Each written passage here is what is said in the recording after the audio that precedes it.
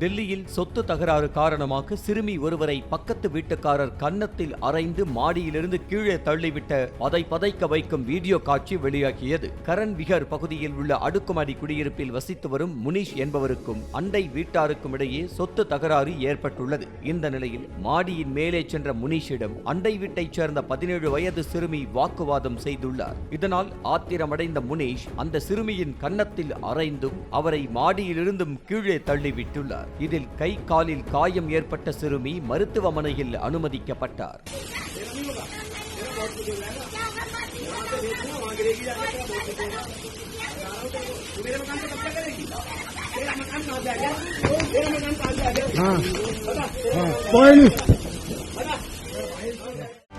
செய்திகளை உடனுக்குடனும் துல்லியமாகவும் தெரிந்து கொள்ள சப்ஸ்கிரைப் பண்ணுங்க.